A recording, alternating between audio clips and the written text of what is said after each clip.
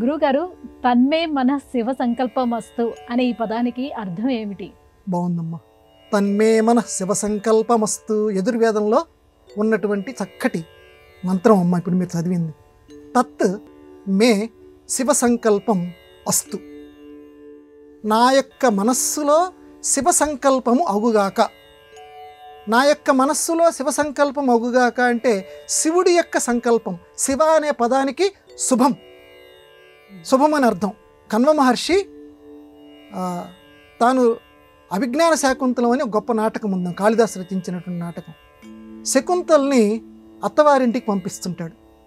అత్తవారింటికి పంపించేటువంటి సందర్భంలో ఈ శిష్యులతో పాటుగా శకుంతల్ని పంపిస్తూ శివాస్తే పంధాన సంతు అంటాడు. ఆ శకుంతలతోటి ఈ మాట అంటాడమ్మా. శివాస్తే పంధాన సంతు తే, నీ యొక్క పంధానహ మార్గంలో శివాహ శుభాలు సంతు ఉండుగాక.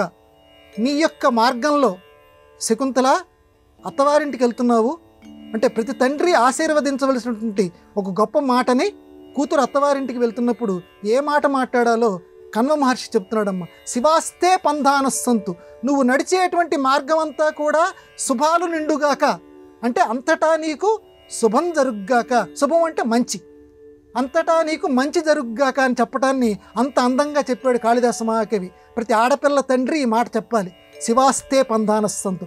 అదే యజుర్వేదంలో ఇందాక మీరు చెప్పారే, మే మనహ శివ సంకల్పమస్తు, తన్మే మనహ శివ సంకల్పమస్తు. కాబట్టి నా మనస్సు శివ సంకల్పంగా ఉండాలి అంటే నేను నా యొక్క శుభాన్నే కాదు ప్రపంచ శుభాన్ని కోరుకోవాలి. ఎప్పుడు కూడా నరుడు ఎప్పుడూ కూడా విశ్వనరుడి కింద ఎదగాలి.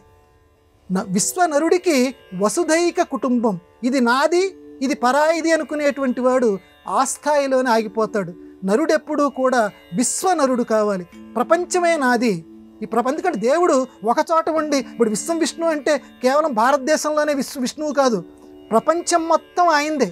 ఈ ప్రపంచం మొత్తం కూడా, కాబట్టి ప్రపంచం మొత్తం ఆయనదే అయినప్పుడు అందులో ఒక భాగమైనటువంటి మనము విశ్వనరుల కింద ఎదగాలి. విశ్వనరుల కింద ఎదగాలంటే అందరి శుభాన్ని కోరుకోవాలి. ప్రపంచంలో ఉన్నటువంటి అందరూ కూడా బాగుండాలి, అందరికీ శుభాలు కలగాలి. అలా కలగాలంటే తన్మే మనహ శివ సంకల్పమస్తు.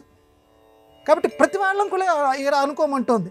ఎందుకంటే ఒక్కరు అనుకోవటం కాదు, నలుగురము ఇలా అనుకున్నామనుకో ప్రపంచానికి శుభం జరుగుతుంటుంది. అందుకే నలుగురు ప్రార్థించండి రా, నలుగురు విష్ణు సహస్రనామం చెప్పండి రా, నలుగురు కలిసి కూర్చోండి రా. ఎందుకంటే కలవు సంఘశక్తి. ఈ కలియుగంలో సంఘం అంటే నలుగురు కలిసి కూర్చోవటం, సమూహం. ఈ సమూహానికి శక్తి ఉంటుంది. కాబట్టి నలుగురు కలిసి కూర్చొని ప్రార్థన చేయండి. మళ్ళీ కాశ్మీర్లో అలాంటి ప్రమాదం రాకుండా ఉండాలి, అంత ఘోర ప్రమాదం రాకుండా ఉండాలి. నలుగురు కలిసి శివ సంకల్పమస్తు, మంచి జరుగుగాక నా భారతదేశానికి, నా భారతదేశం ఎప్పుడు పచ్చగా ఉండుగాక. ఇలా మన దేశం గురించి అనుకోండి, దేశం బాగుండాలని కోరుకుంటే దేశంలో ఒక భాగమైన మన ఇల్లు కూడా బాగుంటుంది. అంత గొప్ప మంత్రం, విశ్వజనీనంగా అంత కలకాలం నిలిచేటువంటి మంత్రం యజుర్వేదంలో ఉంది. చక్కటి మంత్రాన్ని మీరు చెప్పారు. తన్మే మనహ శివ సంకల్పమస్తు.